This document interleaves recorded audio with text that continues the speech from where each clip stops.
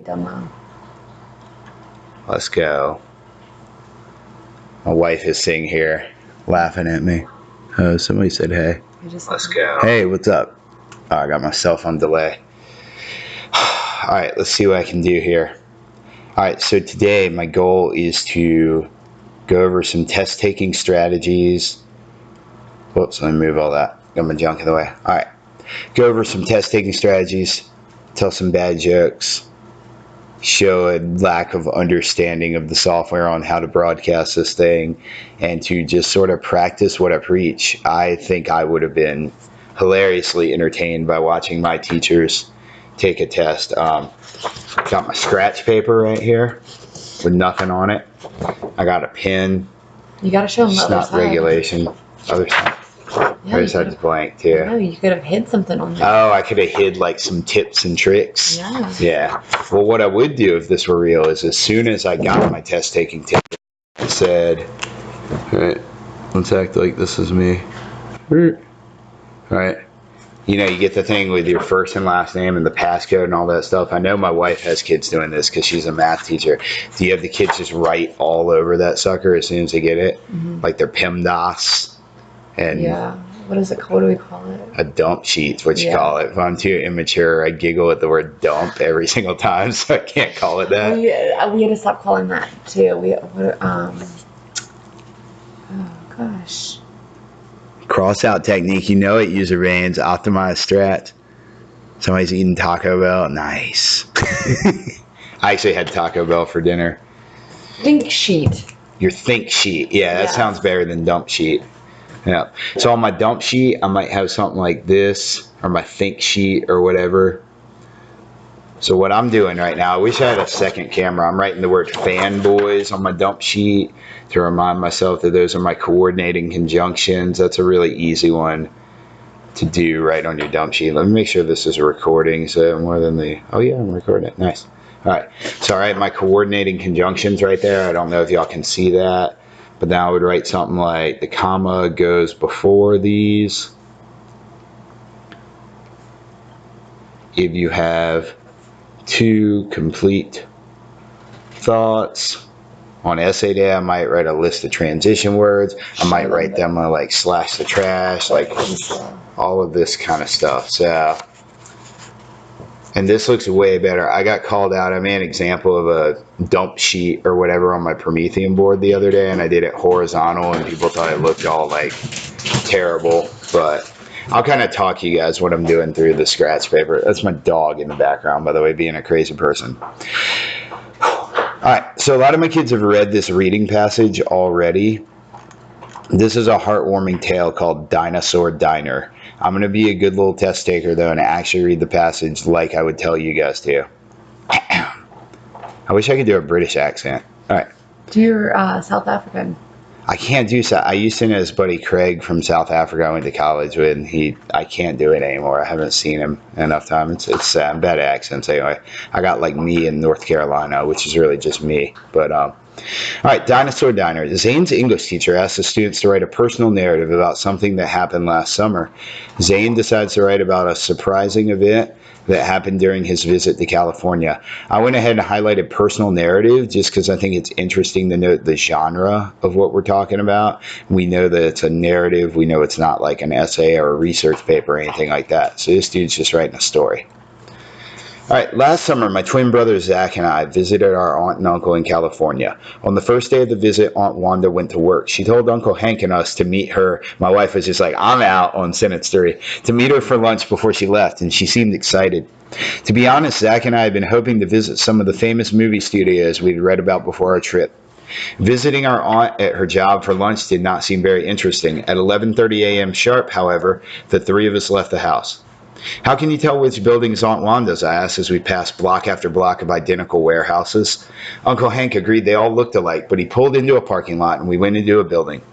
We climbed a flight of stairs, walked through a heavy metal door, and found Aunt Wanda.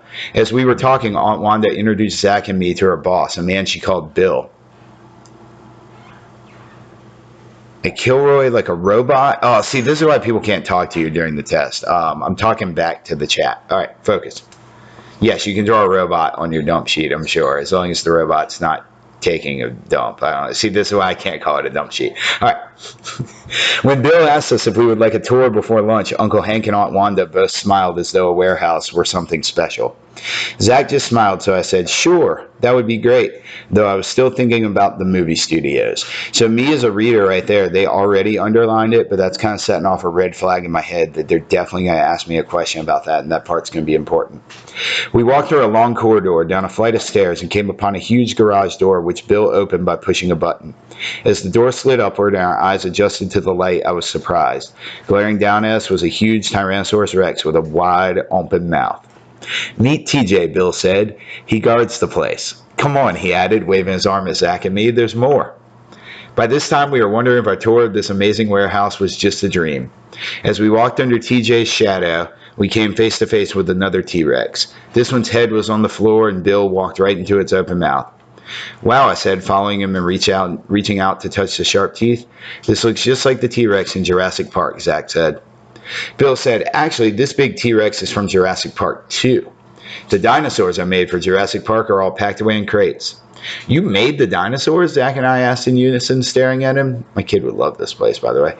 Bill nodded, and then I noticed the stacks and stacks of huge wooden crates against the wall, with fangs, claws, and tails visible through the slats. I suddenly realized who our host was. He was Bill Perry, one of the greatest special effects designers in movie history. After visiting more incredible creatures from our favorite movies, Bill showed us how they were created. First, he demonstrated the moves of an alien creature he was designing with a computer program. Then we watched his regular special effects team spray layers of plastic onto the aluminum skeleton of a robotic bear. Following that, we toured the model shop where detailed miniature models of spaceships, submarines, and a medieval castle were standing in various stages of completion. Zach and I followed Bill around, speechless with awe. Enjoy your lunch, Bill said cheerfully as he ushered us into the conference room, but don't feed the animals, he said with a wink.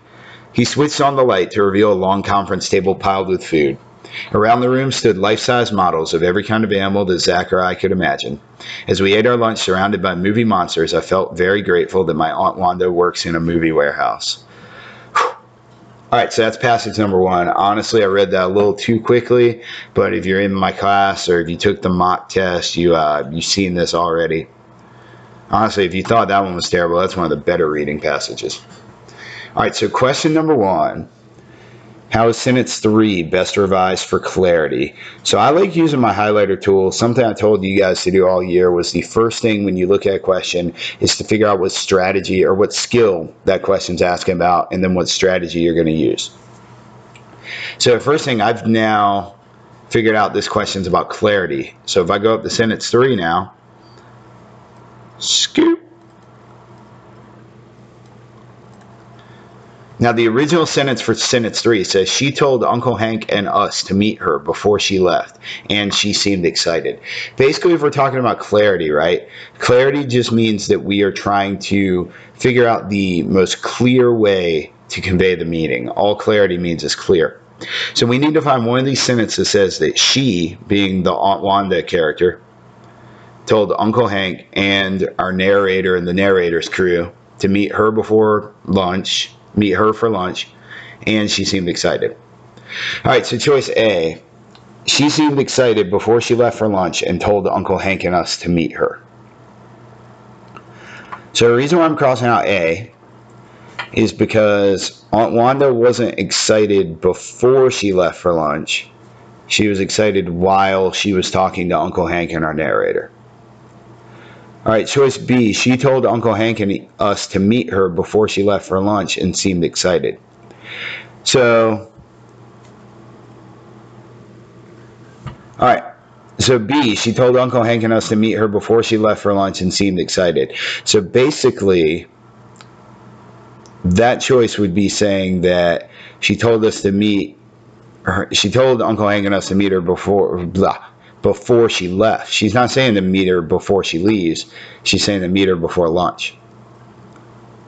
Or meet her for lunch, sorry. All right, choice C.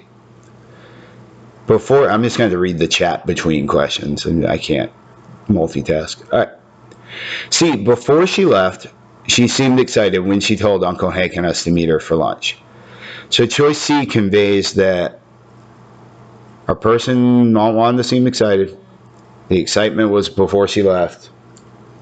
When she told us to meet her for lunch. Choice C is pretty good. All right, D, telling Uncle Hank and us she seemed excited to meet her before lunch when she left. That doesn't make any sense. It's saying she seemed excited to meet herself.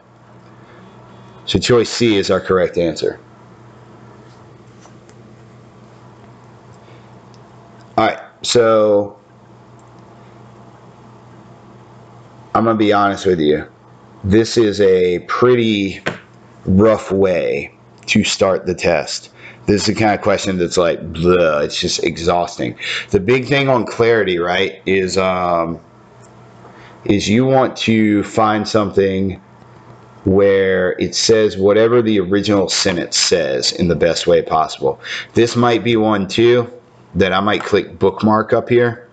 So if you click bookmark, those are the questions. They used to call that flag for review. Starting last year, they called it bookmark. And you can click review and it'll have that little blue thing next to it to go back to you later.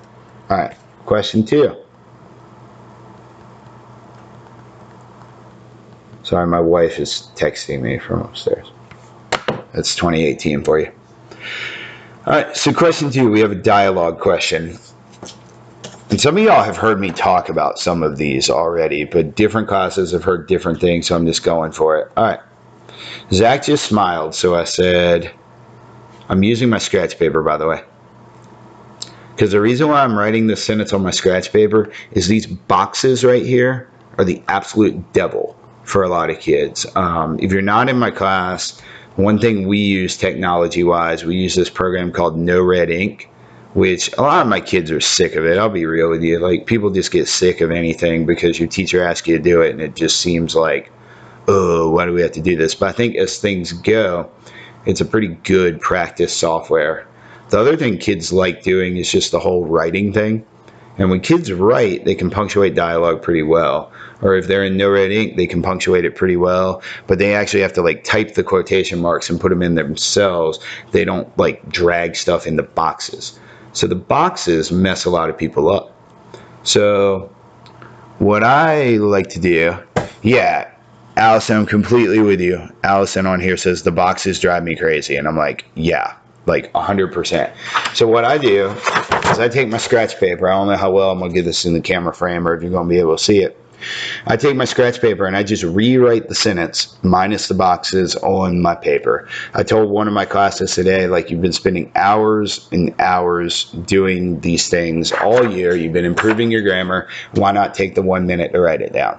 And so then basically what I like doing is writing the sentence down and then you just going to see where I think the stuff would go. So here we're looking for quotation marks, right? You just have to know quite simply, and most of you have known this since you were like smaller kids, that the stuff that goes in quotation marks is the stuff that's being said out loud. So the sentence says, Zach just smiled. So I said, sure, that would be great. Though I was still thinking about them movie studios. It says the movie studios. All right, so the stuff our narrator says out loud is sure, that would be great. So I just want to put my quotation marks. Yeah, good to go. Easy peasy. For some reason, kids drag it there. Don't drag it there. Just literally only put the quotation marks after stuff the narrator says. All right, question 3. Which revision of sentence 14 uses the most descriptive language? I've talked about this a bunch in class, so I'm going to talk you through the process kind of quickly because I assume most of the people watching this are in my class, but maybe you're absent, maybe you're in somebody else's class, maybe you're just trying to get better at grammar. If we're talking about descriptive language, right? So again, I'll kind of highlight that because that's what our question's asking about here. That's the skill we're targeting. So that's the first thing we gotta know is like, what is this question asking me? They're asking about descriptive language. Descriptive really just means the most detail. So if we're talking about description, we're talking about, a lot of times it could be figurative language. I had a kid the other day get this question right, then raise their hand. They're like, Mr. Dunlop, I thought it said figurative, and they got it right anyway. And it sort of makes sense, right? Because figurative language usually is descriptive. All right, so if we're just comparing here, we're looking for the one that describes the situation the most. So the original sentence 14, because it says sentence 14. Scoop. As the door slid upward and our eyes adjusted to the light, I was surprised. All right, cool. Let's make that sucker more descriptive. Choice A, the door moaned as it gradually slid upward, and as our eyes adjusted to the dim, muted light, my jaw almost hit the floor. So basically, right, in the first sentence, the narrator says, I was surprised. In this one, they say, my jaw almost hit the floor. In the first one, they say it slid upward. This one, they say the door moaned gradually. A is looking pretty stinking descriptive. All right. B, as the door slid up, open and upward slowly, and our eyes adjusted to the light, and then I was really very shocked by what I saw. So you can see right there that really very shocked is less descriptive than my jaw almost hit the floor. It's the whole thing about showing, not telling. We were talking about this earlier in the year when we were doing like Chico's Tacos, right? When y'all were describing tacos in detail using imagery. I was like, don't just tell me, you know, the taco's good or whatever. You're describing whatever food you chose. I chose tacos. But you don't just say it's good, you say it's like got the warm red chile sauce over the hand-rolled fried tortillas. Oh, love those things. All right. As the door opened upward and our eyes adjusted to the light, I was dumbfounded. So again, dumbfounded is a little better vocab-wise than saying very shocked, but it's just telling, it's not showing us. And I was amazed is, again, just telling us. You'll notice, too, this is not always right, but usually the more descriptive one is going to be the longer answer choice, more often than not. All right, this one I showed every single one of my classes, I think, so far, but I never know if I missed somebody, and I think it's worth reiterating the process, because some of y'all had to go kind of quick. All right, which correction should be made to sentence 21? Yeah, Apollo, sorry for bringing up the tacos, man. Making you hungry. It's just delicious. I had the nacho fries tonight. They were good. They were a little fried, but obviously calorie-wise a little higher, but it's lightly fried. It's fine. It's not going to kill me. All right, so here's a weird one, because if you get on something like No Red Ink, or if you get in like a traditional textbook, they arrange questions by skills. You would know exactly what they're asking about. This one, the evil question writers have asked us potentially about 4 different skills here. So you have to first just assess every single one. So the first part, all right, changing ones to ones. That's asking about the difference between plural and possessive. You just kind of got to know at this point that ones with the apostrophe means possessive. If you were like, I'm in Mr. Dunlow's class, that would be Dunlow apostrophe S, right? It's possessive. You don't have more than one Mr. Dunlow in class, thank the Lord. So you wouldn't be plural, right? So this is not plural, this is possessive. All right. B, insert a comma after floor. So after floor is one of our fanboys. Oh, check that out. So the test we're doing, we're trying to see if there's a complete thought on each side of that fanboy. So I like using the 2-color highlighter here. Some of y'all in my class just saw this today, but whatever. Now you're going to know it's important to me. All right, this one's head was on the floor. So you're asking yourself, could the thing in blue be a complete thought by itself? The answer is yes. Then the pink thing, Bill walked right into its open mouth. Could that be a complete thought? The answer is yes. Therefore, we got this conjunction in the middle. We need a comma before the conjunction. I'm now 101% sure B is right, but I'm still going to be a little test taker here. All right, insert has before walked. I got to unhighlight this so I can check all this out. All right. And Bill has walked. All right. All right, so the way you check like verb tense, right, is you want the verb tense to be consistent. We've talked about that. That was some of our easier grammar stuff earlier in the year, right? It was verb tense. So we know that its head was on the floor is past tense. Bill walked into its mouth is past tense. You just want to make sure your verbs in the whole like shebang are in the same tense. So it's like we were wondering right here. Past tense. Warehouse was a dream. We walked. We're seeing a bunch of past tense, so we don't want to change that at all. It's already good to go. All right, and then Bill walked right into its mouth. This is our exception to our possessive rule. the apostrophe S deal. So the only reason you would do it's apostrophe S is if we're saying it is. So you're just like, Bill walked right into it is open mouth. Nope. Yeah, my chat's on a delay, but Allison got that one right. Put a comma before that fanboy. Nice. Cool, good stuff, guys. Scoop. All right, this one, number 5. I got some questions about this one, actually, and today from a couple kids. And I talked to a couple kids individually, but I didn't get around to everybody yet, so I earmarked this one as one to talk about. So you might be wondering about this one. All right, so our directions. Drag the correct answer to the box. Which word replaces detailed in sentence 33 to make the meaning most precise? This one is kind of an opinion question. Sometimes we don't love these where they say most precise, because I'll be real with you. When I read this, right, try not to give you a completely unfiltered opinion, but I will anyway. I just think this question, the word detailed is already fine for an 8th grade vocabulary. And if you guys were writing, which is why I like day 2 of the test, it's a good authentic assessment of your ability to write. But we just got to coach ourselves up to get the question right. All right, following that, we toured the model shop. First of all, I'm going to go read like sentence 32 as well. I'm going to be a good test taker because I don't really remember what this part of the passage was about. All right, question 32. Oh, good. Somebody says they got this one wrong, so good. Worth talking about. All right, question 32. Or sorry, sentence 32. Then we watched his regular special effects team spray layers of plastic onto the aluminum skeleton of a robotic bear. Following that, we toured the model shop where detailed miniature models of spaceships, submarines, and a medieval castle were standing in various stages of completion. All right, so what we're going to do is we're going to drag words in one at a time. We're going to do the plug-in strategy. We're going to see what sounds right. We're basically looking for a synonym for detailed.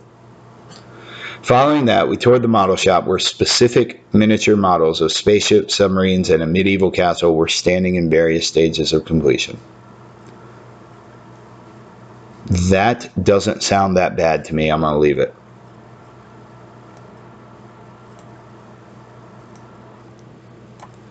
Following that, we toured the model shop where intricate miniature models of spaceships, submarines, and a medieval castle were standing in various stages of completion.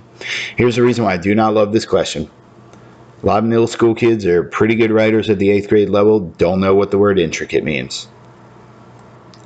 I'm going to act like I also don't know what intricate means exactly. Like I've heard it before, but I'm like, I don't know exactly. Following that, we toured the model shop where particular miniature models of spaceships, submarines, and a medieval castle were standing in various stages of completion.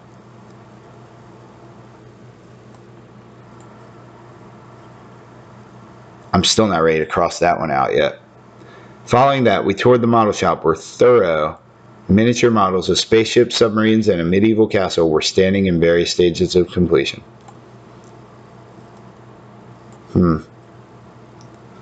Following that, we toured the model shop where exact miniature models of spaceships, submarines, and a medieval castle were standing in various stages of completion.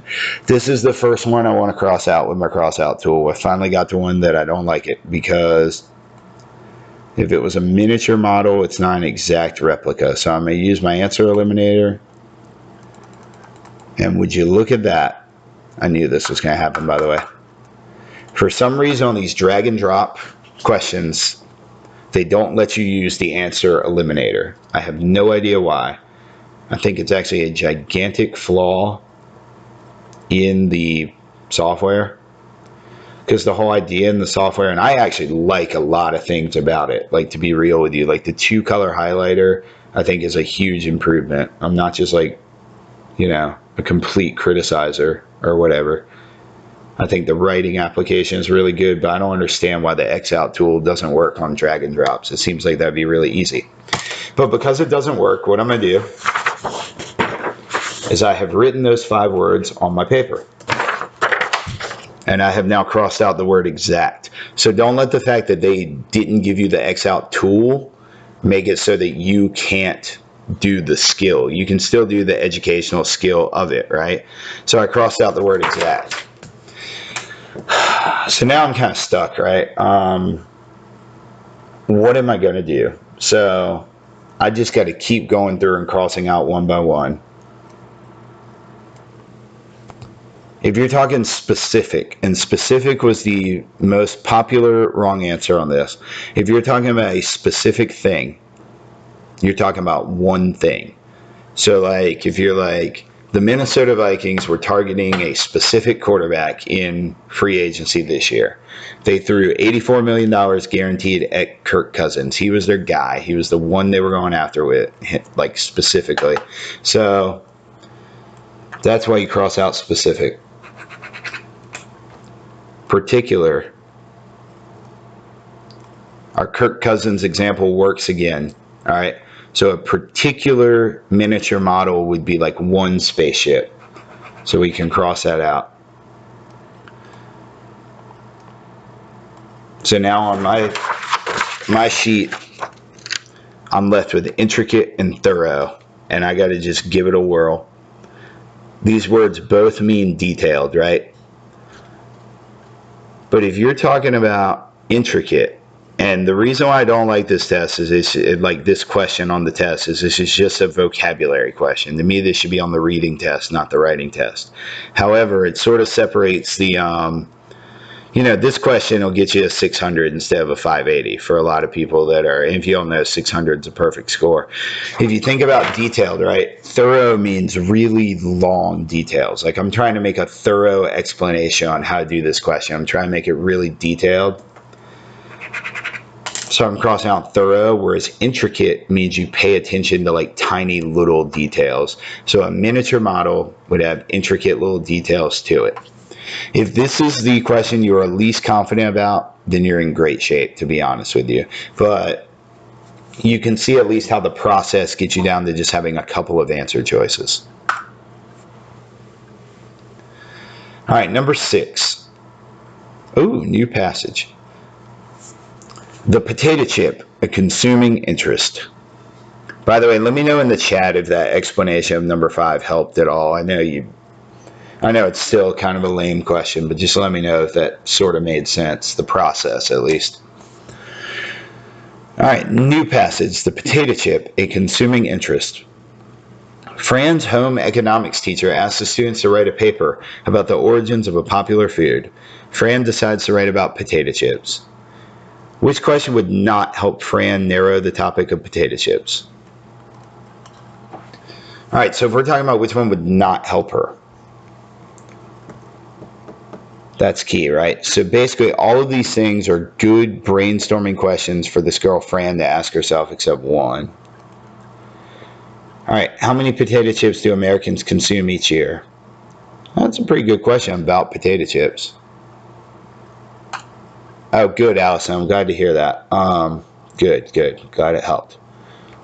So that's a pretty good question about potato chips. What I don't like about these questions, to be honest with you, is that it's counterintuitive. So you have to eliminate a good question. That always messes me up. But honestly, at this point, we just got to be ready to tackle this thing. All right, are potato chips the favorite snack of most Americans? That's a pretty good question about potato chips, too.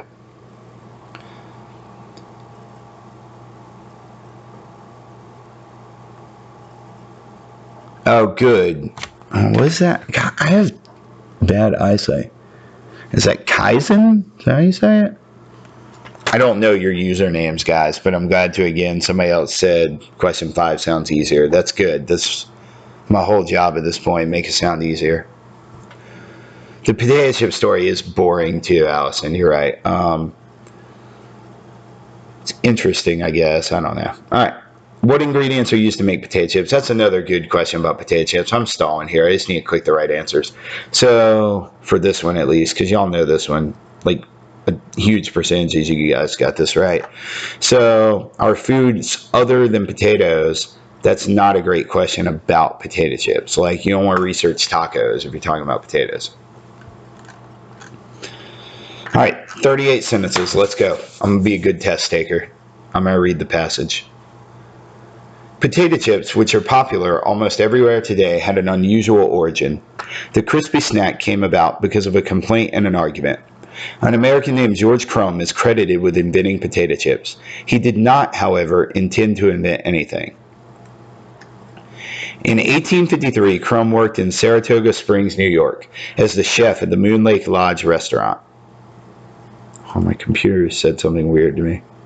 Never mind. All right, cool. Sorry. In 1853, Crumb worked in Saratoga Springs, New York, as the chef at the Moon Lake Lodge restaurant. One day, a customer sent his serving of fried potatoes back to the chef. The customer complained that the potatoes should have been sliced thinner.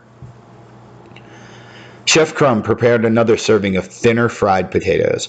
The customer again returned them. By this time, Crumb was furious. He thinly sliced a large number of potatoes and then salted and fried them until they were crunchy. His aim was to irritate the demanding customer. To Crumb's surprise, the customer loved them. The man even requested more. Although Crumb intended to upset the man, he had given him exactly what he wanted. However, the customer left the restaurant to tell everyone about the delicious, crunchy new food. No one knows exactly how Crumb reacted to the experience.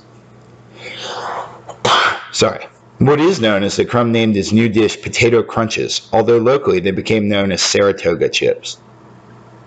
When Crumb opened the new restaurant, he put baskets of his chips on all the tables. Some people claimed, however, that Potato Crunches were not even on the menu.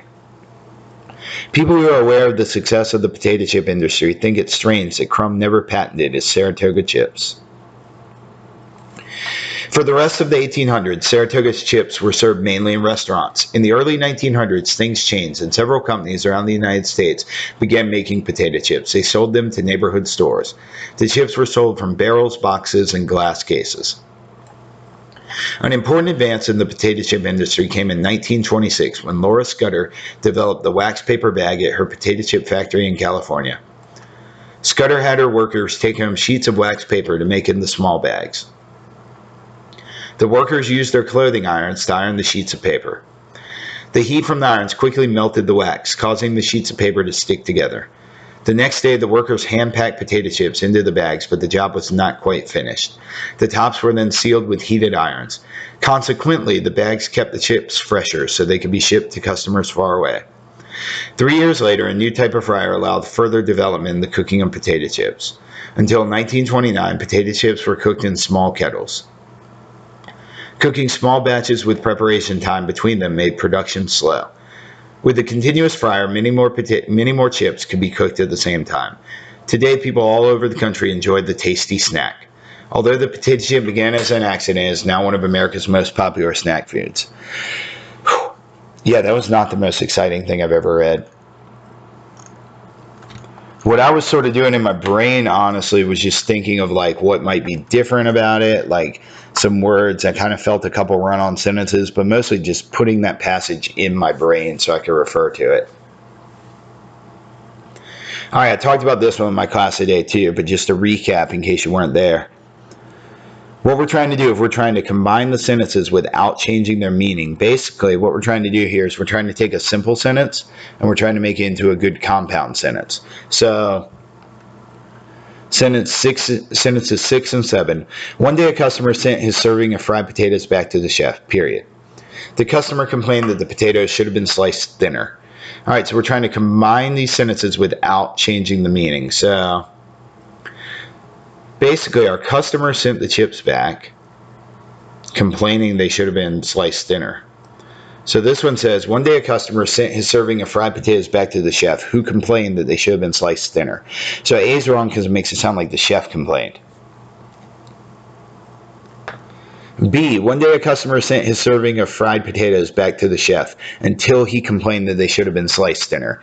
So this one's crazy, right? It's like one day a customer sent his serving of fried potatoes back to the chef until he complained. So it makes it sound like the customer is sending potatoes back to the chef until the chef starts complaining. Like the customer just keeps like sending like mountains of potatoes back to the chef. It's not. And the chef's like, stop it, man. No, like, that's not what happened. All right. One day a customer sent his serving of fried potatoes back to the chef, comma. complaining they should have been sliced thinner. That sounds like it says exactly what we're trying to say. All right, D. One day, a customer sent his serving of fried potatoes back to the chef, yet he complained they should have been sliced thinner. Doesn't make any sense. So our right answer is C.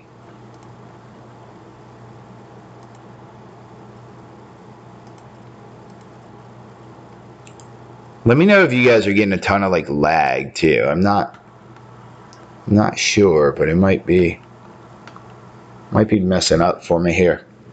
I'm recording this though, so I'm gonna upload it for anybody who's not watching it live. All right, so however, your light bulb should be going off. That however is a transition word. So what I got to do if I want to get the transition word right at the beginning of sentence 15 is sentence 16 is I've got to read 15 and 16. All right, so again, this is another drag and drop one where our answer eliminator is not going to work. Oh, it's annoying. Whatever, we're going to make it work. So we're going to, on our paper, write instead, afterward, meanwhile, for instance, and still. So I just wrote my transition words right there on my paper. So I'm looking for which ones don't make sense. All right. Although Crumb intended to upset the man, he had given him exactly what he wanted. Instead, the customer left the restaurant to tell everyone about the delicious, crunchy new food. Doesn't make a lot of sense, right? Because sentence, the blue one says that the customer's happy. Sentence 16 says the customer left happy, so you wouldn't say instead. Those are contrasting ideas. All right. Number 16. Or sorry, number next. Read sentence 15 and 16. All right. Although Crumb intended to upset the man, he had given him exactly what he wanted. Afterward, the customer left the restaurant to tell everyone about the delicious, crunchy new food. So it sounds to me that the blue sentence is something that happened in the story. And then after that, something else happened. That's pretty good. I'm not crossing that out. All right. Meanwhile, I said this earlier, meanwhile is like the old Batman word from like the shows in the 70s where like, or 60s or whatever it was. I don't know, before my time. I watched them when I was a kid. But meanwhile means something's happening at the same time. It's like in Gotham City there was crime. Meanwhile, back at the Batcave, blah, blah, blah. And meanwhile doesn't make any sense here because our blue thing and our pink thing aren't happening at the same time. You see how the color coding helps? I really think the 2-color highlighter is cool. I will praise the test creators for making that up. That was a big innovation they included last year that I thought was really cool. Although Crumb intended to upset the man, he had given him exactly what he wanted. For instance, the customer left the restaurant, blah, blah, blah. For instance would be like a specific example, and this pink sentence is not a specific example of what made the customer happy. It's just what he did next. And then still is kind of like instead. It just doesn't work. I'll show you that it doesn't work, though. I'll be a good test taker. Although Crumb intended to upset the man, he had given him exactly what he wanted. Still, the customer left the restaurant to tell everyone, blah, blah, blah. That would be like he intended, the meal was bad. Still, he gave it a 5-star review or whatever. So our correct answer, we'll plug in one more time, is afterward. So the thing in blue happened, and then after that, the thing in pink happened.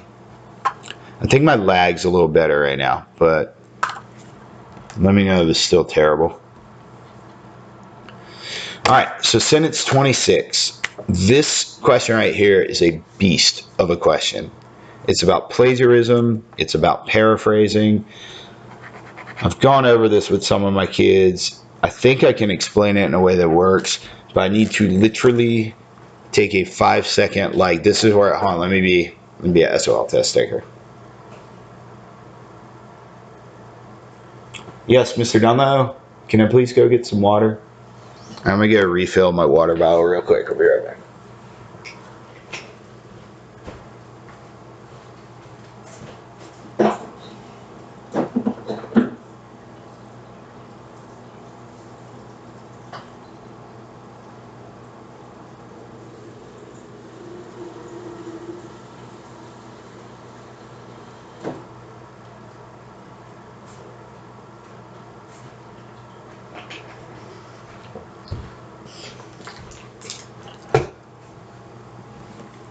All right. For real though, I really would do that a couple of times during the test, just like refresh your brain or whatever. And I'm probably only going to get about halfway through tonight. I kind of knew that. I started a little later. My 4-year-old's really excited about St. Patrick's Day and the fact that a leprechaun is coming. So we were working on this leprechaun trap and it took a long time to get him to go to bed. It was a long story. So I started this later than I wanted to. I don't want kids staying up way late watching me do this. All right, read sentence 26. So first thing I'm going to do is read sentence 26. An important advance in the potato chip industry came in 1926 when Laura Scudder developed the wax paper bag at her potato chip factory in California. Fran adds this statement to her report with the appropriate citation. Which sentence best paraphrases the information in the sentence without plagiarizing? So basically, you guys know that paraphrasing means to like take something. You learn this like, gosh, I don't even know, 5th, 6th grade.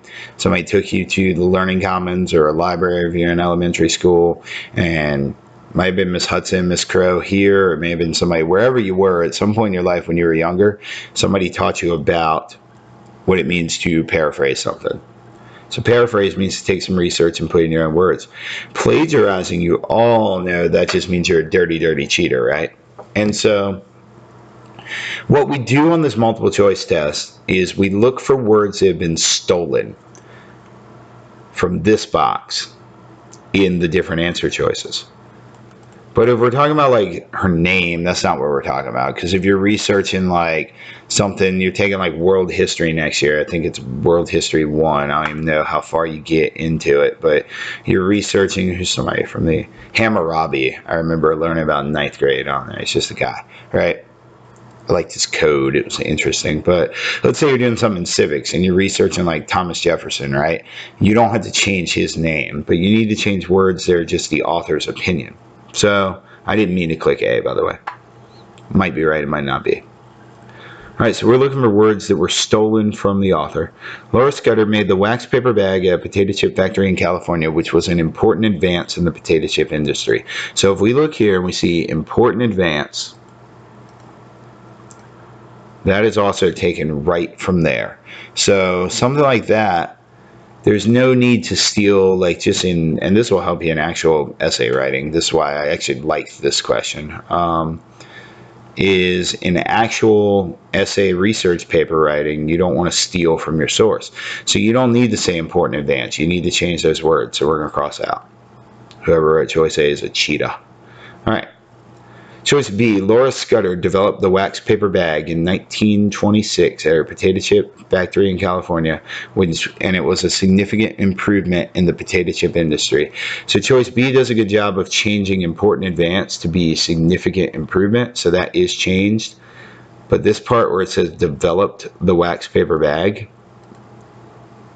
that part has been lifted right out of the sentence in the box. All right, choice C. In the mid-1920s, a significant development occurred when Laura Scudder invented the wax-coated paper bag at her factory in California. So this one's pretty good, y'all, because they changed important advance to significant development. They changed wax bag to wax coated. That one's pretty good. We're going to check D to be sure, though. Laura Scudder developed the wax paper bag. Yeah, that's cheater stuff. Air potato chip factory in California. All right, so basically this one, these kind of questions can be exhausting, but they're not that hard to get right. If you're talking about the plagiarizing questions, then we're talking about ones where somebody has stolen the exact words from the author. If you need more practice with this, with number 9, let me know, and I can sort of like freestyle some examples for you, because we don't have a lot of resources that look like this. We have a lot of resources on plagiarism and stuff, but not that look like that question. All right, sentence 32. All right, so this is another one where there's like 4 different things that could be wrong, 4 different concepts, right? So changing consequently to furthermore, those are both transition words. So to know if the transition word's going to work, we got to do our transition word test, where we take this sentence and highlight it with one color, take this sentence and highlight another color. And let's see if that transition makes sense.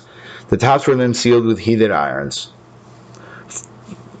Furthermore, the bags kept the chips fresher so they could be shipped to customers far away.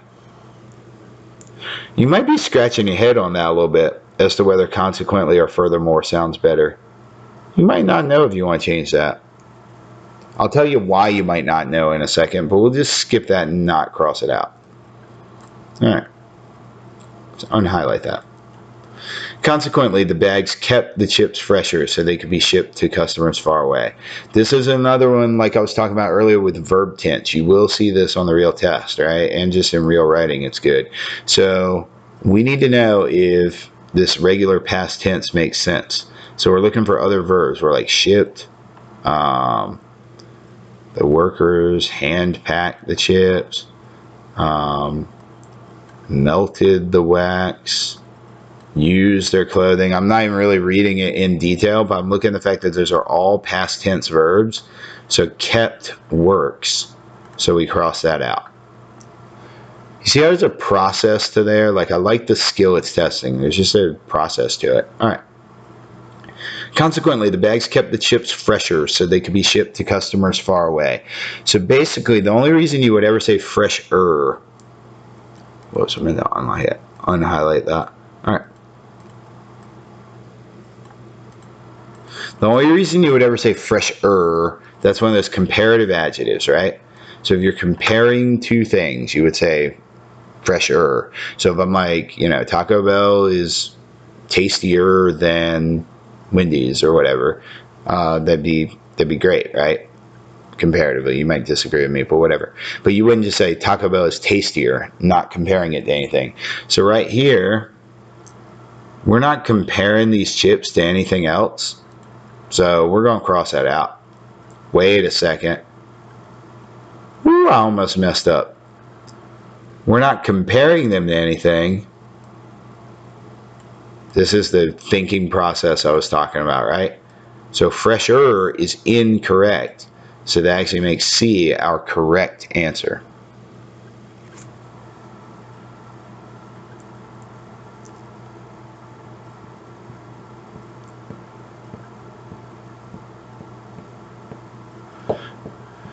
All right, Kaizen says, let me explain why these are.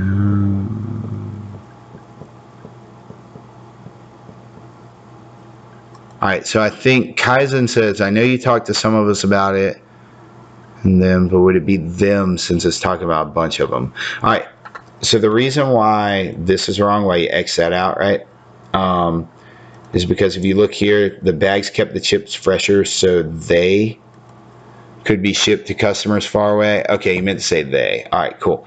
Yeah, the reason why it's they is because anytime you have one of these pronouns you're looking for, it's called the antecedent. It's basically the word the pronoun replaces. So basically, when it's saying they could be shipped, it's talking about the chips. So since chips is plural, that's why they is right. So you wouldn't say the bags kept the chips fresher so it could be shipped, because it's not just one chip getting shipped. The reason why you X out A, by the way, why consequently is correct, is because consequently is like a cause and effect transition that most people use. Like if they're like, young man, there's going to be consequences for your actions or whatever.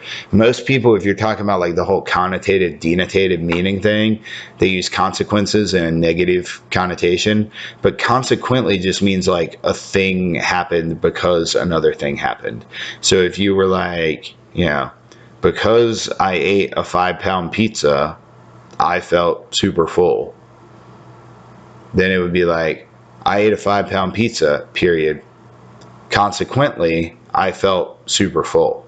Would make sense. Or, like, you know, I drove 300 miles an hour down the interstate, period. Consequently, I went to jail. Something like that. So it could be positive or negative. All right. Number 11. Read sentence 38. Although the potato chip began as an accident, it is now one of America's most popular snack foods. Yeah, Kaizen, let me know if that didn't make sense, by the way, my answer to your question. I think it made sense, but I'm getting a little sleepy. This is why we take the SOL test 12 hours earlier. Okay, it does make sense for real? Okay, good, cool.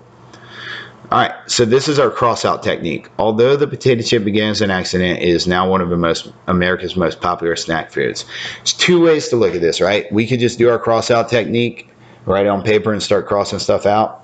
Or we could use our highlighter and sort of imagine we're crossing out. So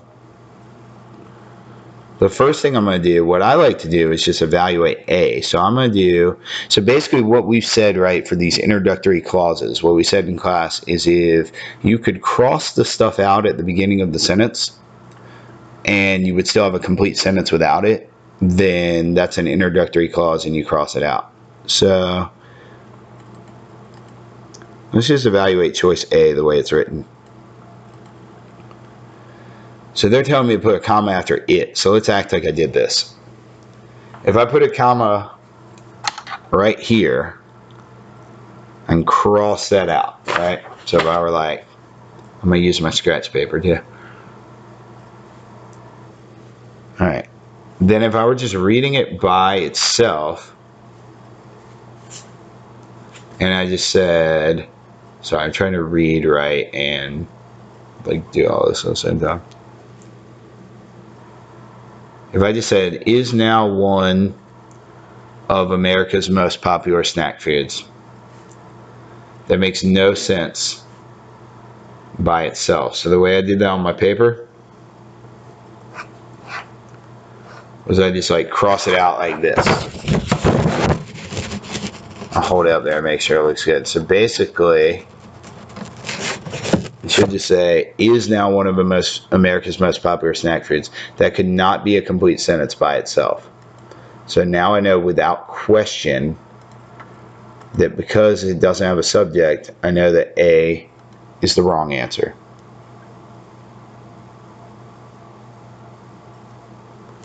All right.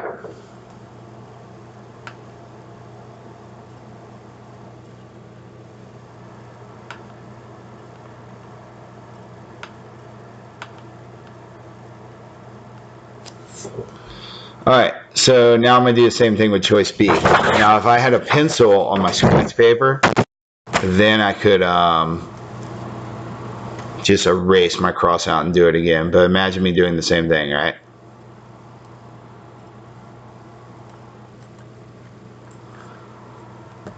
So if I'm just like, it is now one of America's most popular snack foods. Complete sentence. We're good. All right.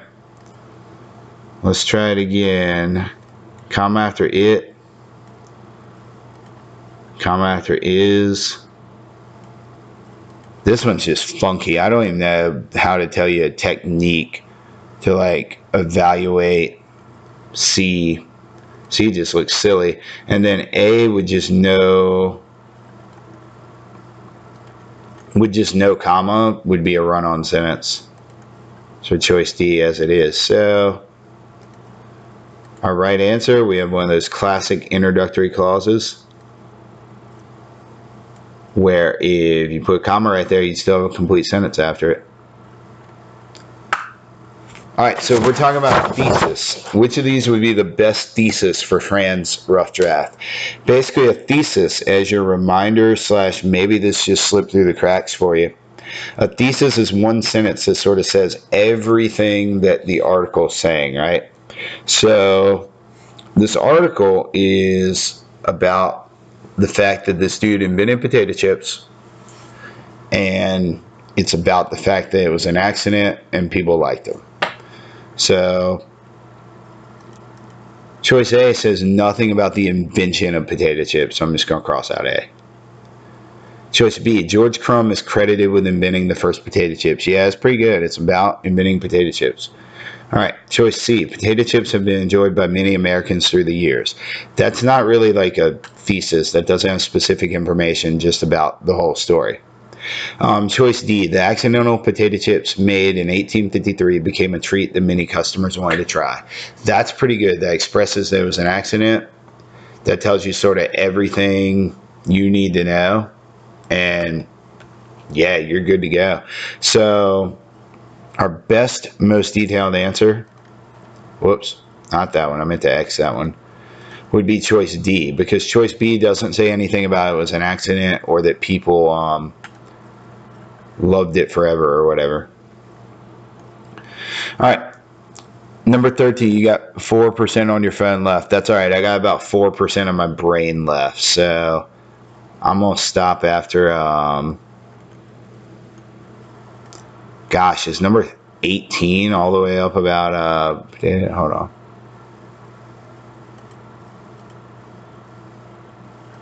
Yeah, hold up. Let me see what number I'm stopping after. Yeah, I'm actually stopping after like 14. No, I'm stopping after 13. This last one about potato chips at the halfway mark. Because actually, I think I started at 9 o'clock. And I already know the answers. And I've read these reading passages before. And I only took one little water break. And so that sort of shows you how long this whole thing is going to take. Because it took me like an hour. And I already know the answers already. I was just trying to do the strategies right. All right, which website would be most helpful for Fran to find information about cooking potato chips at home? Some of y'all right after the mock test asked me about this one. So you might know this already, but the key thing, right, is cooking them at home. So if you're looking at these results, the big thing on this, y'all know how to Google. This is just a question about if you know how to Google, right? Picking the answer that says what the thing says in the question. So this says potato chip recipes. A lot of people wanted to click this right away.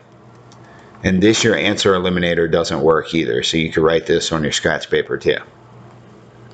The reason why potato chip recipes is not correct is because it says mix crushed potato chips with sour cream.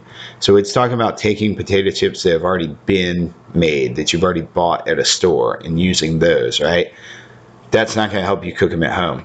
So on my scratch paper, you know what I'm going to do? I'm just going to number these. And this, you could do this if you know what question you're talking about. So this is question number 13. So I made myself, I'm pretty bad about holding up this camera effectively, but I made myself just a little, because it's so annoying they don't have the red X's here. I made myself just a little thing right here. In a little box that says number 13 as 1, 2, 3, 4, 5. So I can just cross off the choices. So I'm crossing off my number 1 here just because it's not about cooking the chips at home. All right, the next one, Dale's Oven Baked Potato Chips. Try these delicious potato chips from Dale's Restaurant. So the fact that it's Dale's Restaurant, oh, actually, I guess could use, what you could do too, you could like say your pink highlighter. I never thought about this. This one, your pink highlighter means cross it out. Something like that. All right, but because it says Dale's Restaurant, restaurant's not your house, so that one's not right either.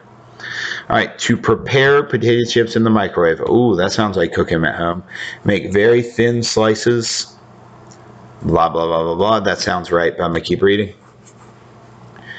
Cassie's potato chips are different from traditional chips. Blah, blah, blah. We don't want to buy Cassie's chips. We want to make our own.